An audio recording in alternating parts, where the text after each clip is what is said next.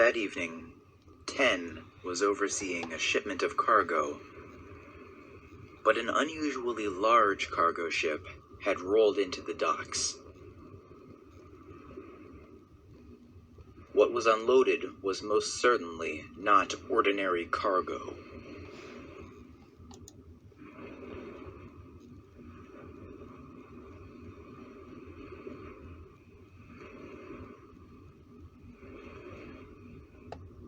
At first, 10 did not recognize the strange engine in front of him, but when he squinted his eyes sufficiently, he recognized a familiar face.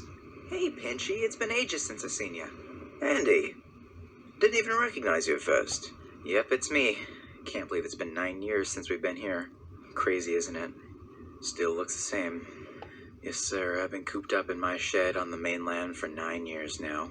Had a lot of time to think. My strongest advice is that you stick with me. I've got big plans for this railway, but I can't do them alone. It's got to be a team effort. You and me, Pinchy. We're going to bring this pathetic island to its knees."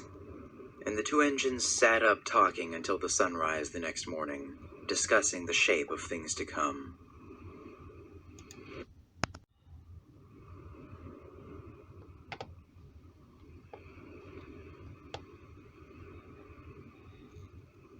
It was 7 in the morning, and an engine had not yet arrived at Knapford Station. The station masters and passengers alike were both equally confused. "This is an outrage. This never would have happened if Sir Topham Hatt were still alive." And the passengers went off to complain to Alfred Herman. "Sir, you've been neglecting your railway. What's your explanation?" "What are you talking about?" "There was no morning train, and Gordon usually comes through every morning at 7 and picks us up. He wasn't there this morning." Gee, I must have forgotten to schedule it. Sorry, I've been kind of preoccupied lately." "You know there are a lot of men on the island who won't be getting to work this morning because of you?" "Why, yes. Yes, there are. That gives me an idea. All men on the island will come and work for me. We will all meet here every morning." "Oh, but no, you can't just..."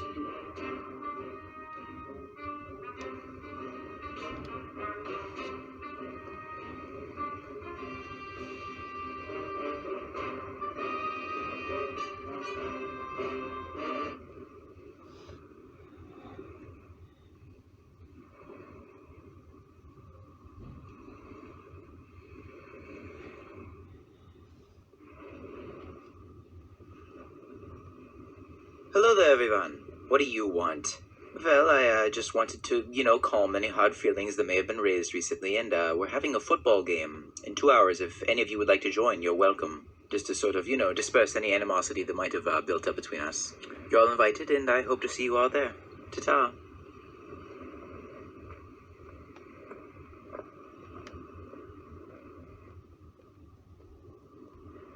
Well, that was an obvious trap if I ever heard one.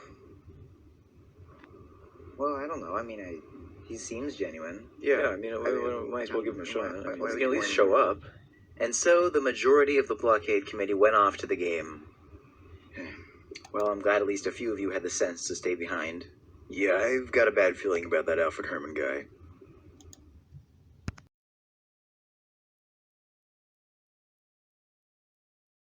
When the blockade committee arrived at the viaduct, they found a football on the ground, but there was no one else around.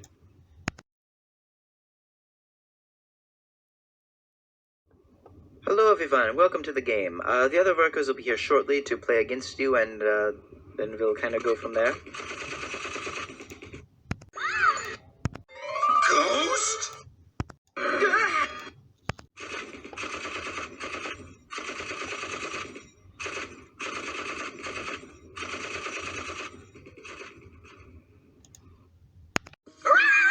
Yikes! It must be Whiffy! Run! Come on, Cleo. Let's get out of here.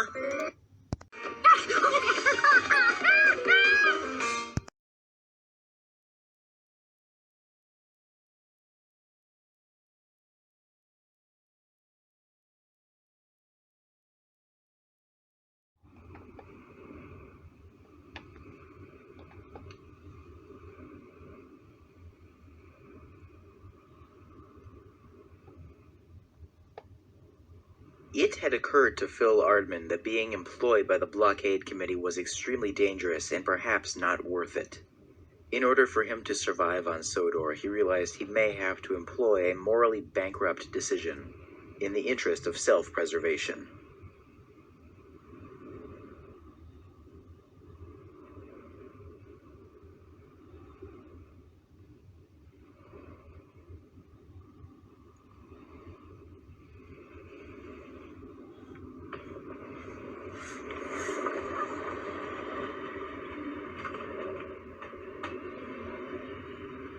Wait, hello there. Oh, terribly sorry, the last train for the evening has already departed. Oh, no. Well, you see, I used to be Sir Topham Hatt's assistant, and I was wondering if perhaps you needed an assistant? Oh, that's okay. Well, couldn't we maybe discuss something? I'm terribly sorry, I really must be going. If you, you can follow me if you want. Look, I'm very sorry, but I really don't need an assistant. It's just not something that I really require. All right, but I have a few questions for you. All right, ask away. Well, the workmen, you're training them for something. What are you planning? Oh, I'm not planning anything. I'm just trying to organize Sodor a little more, you know? I'm just trying to have a sort of elite force of workmen, you know?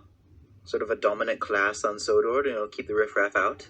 Sort of a pure force for good. But they're workmen. Their job is to shovel coal and keep the railway running. Why do they have to exercise? Have you ever heard of eugenics? It's the idea of selectively breeding people in order to produce superior offspring. You know, it's kind of a survival of the fittest sort of thing, kind of like a Darwinism. Wasn't that in the news recently? Isn't that what Hitler did? You know, try to create some sort of master race? Well, I don't know about that. Right then, yeah, I intend no offense, but has anyone ever told you you sort of resemble Hitler a bit? No, no one's ever said something like that to me. You, you're not. No. But, oh, I was just thinking for a second, it's silly, it's impossible. Oh, you thought oh. Yeah, I know, it's silly.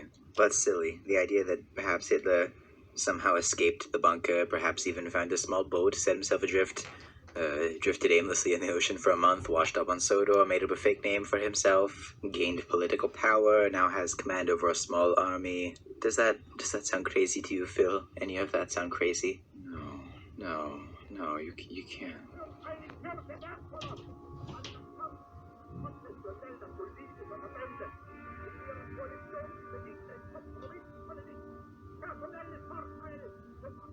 Well, it's been nice talking to you, but, well, I can't have anyone spoiling my plans again, so, goodbye. The bullet tore through Phil's shoulder, hitting an artery. Alfred Herman walked off into the darkness. If left untreated, Phil would be dead in minutes.